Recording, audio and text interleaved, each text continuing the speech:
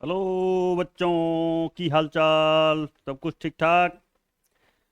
तो फिर हम लोग आज फिर एक रिलेशन चैप्टर का ही थोड़ा हम लोग पढ़ेंगे। टॉपिक है सम पॉपुलर रिलेशंस। कुछ पॉपुलर रिलेशन के बारे में हम लोग पढ़ेंगे, ठीक है। पॉपुलर रिलेशन, वो रिलेशन क्या है? रिफ्लेक्सिव होगा, सिमेट्रिक होगा, ट्रांजिटिव होगा, या फिर वो इक्विवेलेंट होगा, उसके बारे में हम लोगों को जानना है। तो थोड़ा हम रिकैप कर लेते हैं कि हमने पहले क्या पढ़ा है, ठीक है। पहले हम ये देख लेते हैं कि हमने पहले क्या पढ़ा है। तो सबसे पहले हमने पढ़ा है रिलेशन। क्या पढ़ा है? रिलेशन, जिसका हिंदी होता है संबंध। संबंध पढ़ा था। हमने क्या पढ़ा था? समुच्चय। हमने पढ़ा था समुच्चय ए पर संबंध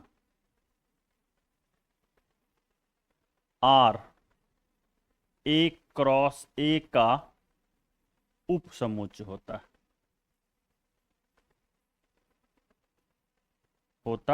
है। हमने ये पढ़ा था, यानी R is a subset of A cross A. उसके बाद हमने टाइप्स ऑफ रिलेशन पढ़ा था, जिसमें हमने पढ़ा था एक यूनिवर्सल रिलेशन,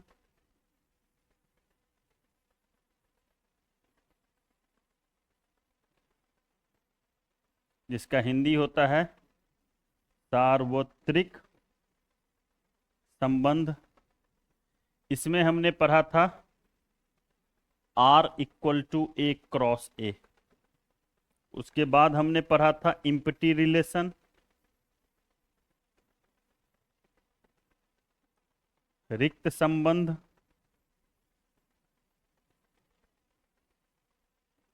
जिसमें हमने पढ़ा था आर इक्वल टू फाइ। तीसरा हमने पढ़ा था आइडेंटिटी,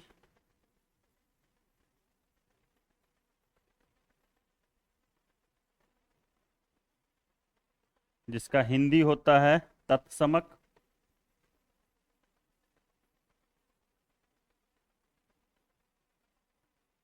और इसमें हमने पढ़ा था कि A related to R for all A belongs to A, and if A B related to R, this imply करेगा A equal to B. In short way में अगर इसको हम ये समझें, इसमें हमने बताया था कि वैसा संबंध जिसमें समुच्चय का प्रत्येक अवयव सिर्फ खुद से संबंधित हो, किसी और से नहीं। प्रत्येक अवयव सिर्फ खुद से संबंधित हो तो उसे हम आइडेंटिटी रिलेशन कहते हैं, ठीक है। इतना पढ़ा था। इसके बाद हमने पढ़ा था टाइप ऑफ रिलेशन में फोर्थ नंबर में स्वतुल्य संबंध। स्वतुल्य संबंध, जिसका अंग्रेजी होता है रिफ्लेक्सिव रिलेशन। इसमें हमने पढ़ा था कि A must be related to R for all A belongs to A. पांचवा हमने पढ़ा था सम्मित संबंध। सम्मित संबंध में हमने पढ़ा था कि यदि ए का बी से संबंध हो और ए का अगर बी से संबंध हो तो बी का भी ए से संबंध होगा। ये सम्मित पढ़ा था। छठा नंबर हमने पढ़ा था संक्रामक संबंध। संक्रामक संबंध में आपने पढ़ा था कि ए अगर बी से संबंधित हो और बी सी से संबंधित हो तब 100% ए का संबंध सी से होगा। अगर ए बी से संबंधित है, बी किसी और से संबंधित नहीं है, तो भी हम उसे संक्रामक समझेंगे। ये चीज थोड़ा ध्यान में रखिए। 7 नंबर हमने पढ़ा था तुल्यता। तुल्यता संबंध वो संबंध होता है जो स्वतुल्य, सम्मित और संक्रामक तीनों हो। स्वतुल्य भी हो, सम्मित भी हो और संक्रामक भी हो। ये तीनों अगर हुआ तब हम उसे कहते हैं तुल्यता। और 8 नंबर में हम लोगों ने पढ़ा था प्रतिसम्मित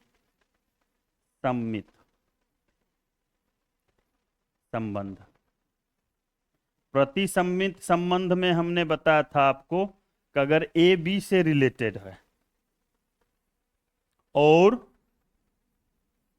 बी ए से रिलेटेड है, तो इसका तात्पर्य ये हुआ कि ए और बी दोनों बराबर होना चाहिए।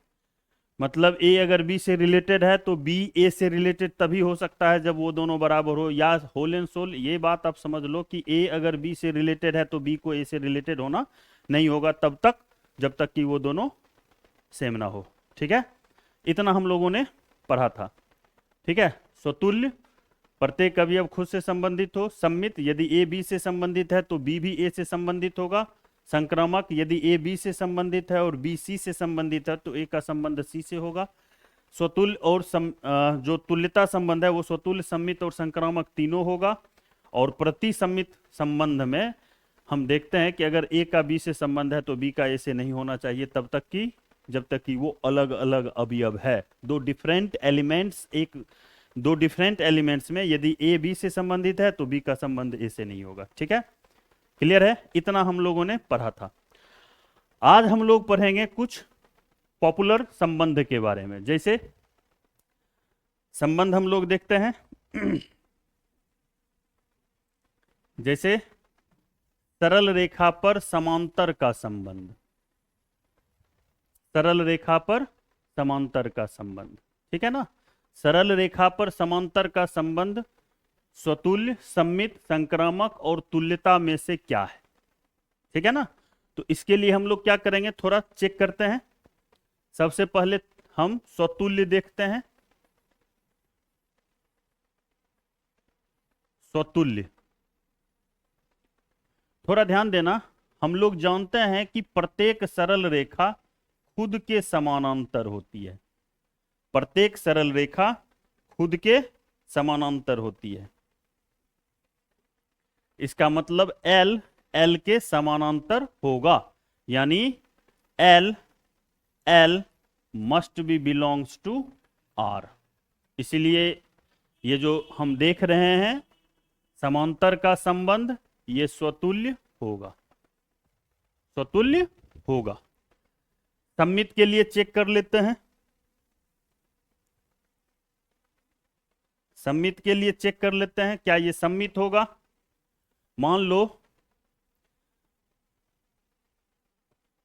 मान लेते हैं हम ए जो है वो सरल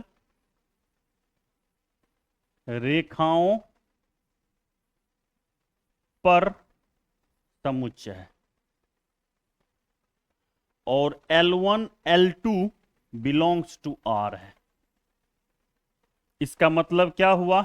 इसका मतलब हुआ L1 parallel to L2, L1 parallel to L2, क्योंकि R यहां ये बता रहा है कि L1 L2 के समानांतर है। तो क्या इसे हम ऐसा लिख सकते हैं L2 पैरेलल टू L1? जरूर लिख सकते हैं।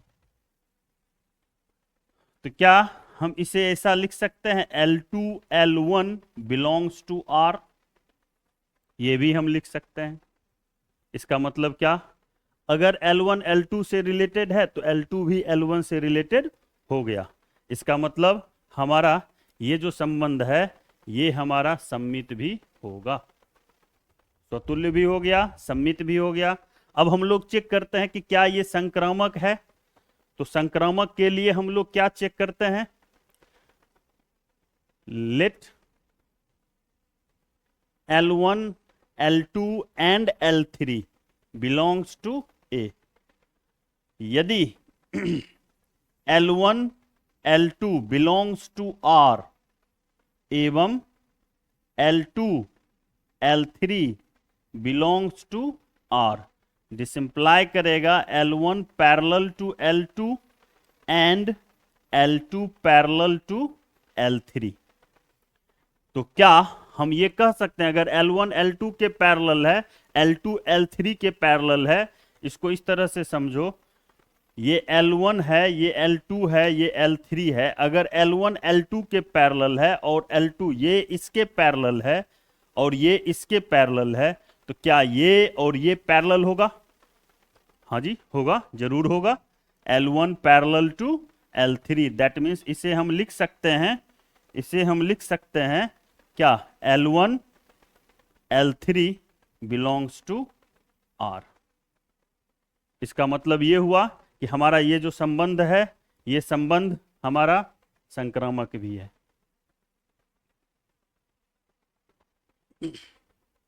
ये संबंध हमारा संक्रामक भी है। तो क्या दिख रहा है? स्वतुल्य भी है, सम्मित भी है, संक्रामक भी है, तो ये तुल्यता भी होगा। ठीक है, कोई दिक्कत समझने में? कोई दिक्कत नहीं। स्वतुल्य भी है क्योंकि प्रत्येक सरल रेखा खुद के समांतर होता है। सम्मित भी है क्योंकि L1 अगर L2 के समानांतर है तो L2 भी L1 के समानांतर होगा। संक्रामक भी है क्योंकि अगर L1 L2 के समानांतर है, L2 L3 के समानांतर है, तो L1 भी L3 के समानांतर होगा। अब अगला जो हमारा है वो है सरल रेखाओं के समुच्च पर लंबवत का संबंध। लंबवत का संबंध क्या होगा? स्वतुल्य, सम्मित, संक्रामक में से कोई होगा या नहीं, इसको हम थोड़ा चेक कर लेते हैं। चलिए आगे हम बढ़ते हैं और देखते हैं कि क्या। फिर इसमें हम लोग A को मान लेते हैं सरल रेखाओं, सरल रेखाओं पर समुच्च, सरल रेखाओं पर समुच्च। ठीक है, स्वतुल्य हम लोग चेक करते हैं। स्वतुल्य, बाबू मोशाय थोड़ा ध्यान देना। क्या L परपेंडिकुलर टू L लिखना सही है? नहीं, क्योंकि प्रत्येक सरल रेखा खुद पर लंब नहीं होता है, प्रत्येक सरल रेखा खुद के समानांतर होता है। अगर वो खुद के समानांतर होता है तो फिर लंब होने की बात नहीं है। इसका मतलब L not belongs to R for all R belongs to. इसका मतलब ये हुआ कि ये जो हमारा संबंध है लंबवत वाला, ये स्वतुल्य नहीं है, स्वतुल्य नहीं है। तो फिर नेक्स्ट हम लोग चेक करेंगे, पानी पीना है। ठीक है, चलिए हम लोग आगे देखते हैं। अब हम लोग विचार करते हैं कि क्या ये सम्मित होगा? स्वतुल्य तो नहीं हुआ। अब हम लोग चेक करते हैं कि क्या ये सम्मित है। सम्मित के लिए हम लोग विचार करेंगे। तो मान लो कि L1 और L2 ये दोनों A का एलिमेंट है। ठीक है, ये किसका एलिमेंट है? A का एलिमेंट है। अगर L1 L2 A का एलिमेंट है और L1 परपेंडिकुलर टू L2 है, मतलब क्या? इसको फिर से एक बार थोड़ा हम लोग देख लें कि अगर हम इसको ले रहे हैं और मान लेते हैं, मान लिया कि L1 L2 belongs to R। ये हम किसके लिए देख रहे हैं? ये हम सम्मित के लिए देख रहे हैं, सम्मित के लिए देख रहे हैं। किसके लिए देखा जा रहा है? सम्मित के लिए। अगर L1 का संबंध L2 से है, इसका मतलब डिसिंप्लाई करेगा L1 परपेंडिकुलर टू L2। अब बताओ L1 L2 पर परपेंडिकुलर है। यहां पर हम लोग विचार करें, ये दो सरल रेखाएं हैं, एक को हमने L1 कहा, दूसरे को L2 कहा। अब देख के बताओ, अगर L1 L2 पर लंब है तो क्या L2 L1 पर लंब नहीं होगा? क्या होना ही है, L2 भी क्या होगा? लंब होगा किस पर, L1 पर। ठीक है, L2 भी L1 पर लंब होगा। इसका मतलब क्या, इसका मतलब ये कि L2 का L1 से संबंध है, यानी ये हमारा क्या होगा, सममित होगा। ठीक है, ये हमारा सममित होगा। अब हम लोग विचार करते हैं संक्रामक के लिए, क्या ये संक्रामक होगा। संक्रामक के लिए मान लेते हैं कि L1, L2 और L3। आपको मैंने पहले ही बताया था स्वतुल्य के लिए एक एलिमेंट लेना है, सममित के लिए 2 एलिमेंट और संक्रामक के लिए 3 एलिमेंट को लेना है।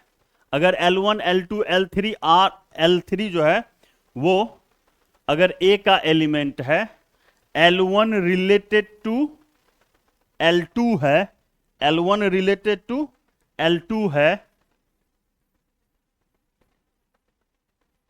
और L2 रिलेटेड टू L3 है, अगर ऐसा है L3 है, तो इसके लिए अब हम फिर से एक डायग्राम लेके देखते हैं। जैसे मान लो ये हमने 2 सरल रेखाएं लिया, L1 और L2। ठीक है ना, और फिर हम देखते हैं L1 L2 पर परपेंडिकुलर है और L2 एक अन्य सरल रेखा L3 पर परपेंडिकुलर है।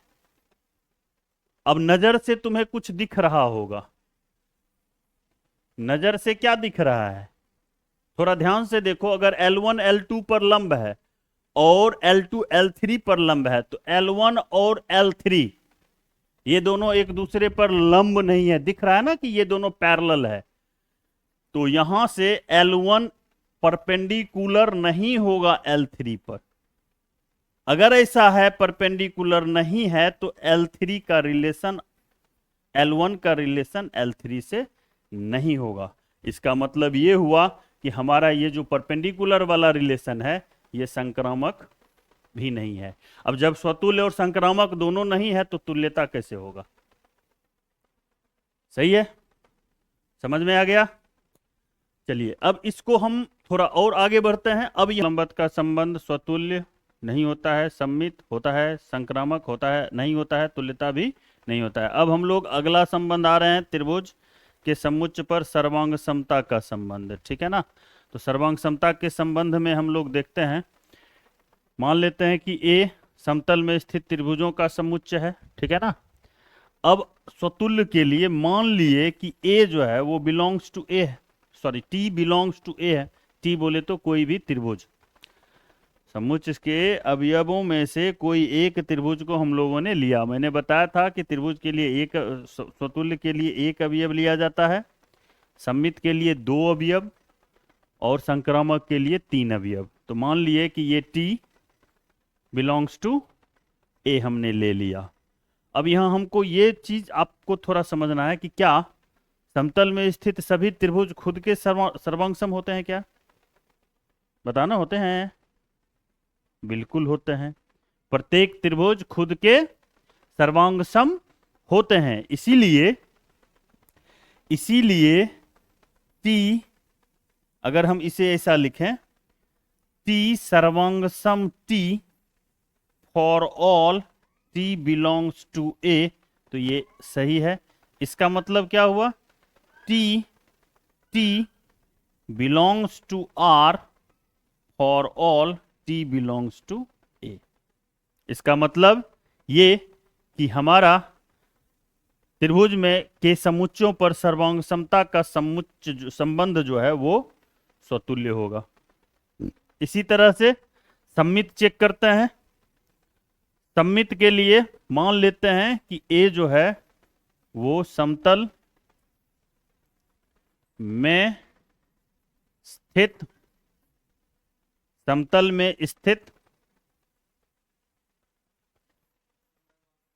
सभी समुच्चयों पर संबंध है। ठीक है, सममित के लिए हम क्या करेंगे, T1 T2 इसको हम लोग मान लेते हैं कि ये समुच्चय ए का अवयव है। ठीक है, बताए थे समित के लिए हमको दो अवयवों को लेना होता है। उसके बाद चूंकि T1 अगर रिलेटेड टू T2 है, इसे ऐसे भी लिख सकते हो, या T1, T2 belongs to R, इसका मतलब ये हुआ T1 सर्वांग सम T2। अब T1 सर्वांग सम T2 को क्या लिख सकते हो? T2 सर्वांग सम T1। जी सर, बिल्कुल लिख सकते हैं। चलिए, जब ऐसा लिख सकते हो तो क्या ऐसा लिख सकते हो T2 T1 belongs to R? जी सर, जरूर लिख सकते हैं। और जब ये कंडीशन होता है T1 T2 belongs to R से T2 T1 belongs to R अगर आप कह देते हो तो इसका मतलब ये है कि यह सम्मित है। ठीक है ना, मतलब सर्वांग समता का संबंध जो है वो सम्मित भी है। चलिए, अब हम लोग इसी तरह से चेक करते हैं क्या यह संक्रामक है। तो मान लो ए, इसको छोड़ दो, ये तो समझ में आ ही रहा है कि ए जो है वो समतल में स्थित त्रिभुजों का समुच्चय T1 T2 and T3, these three are the element of set A। Okay, अब मान लेते हैं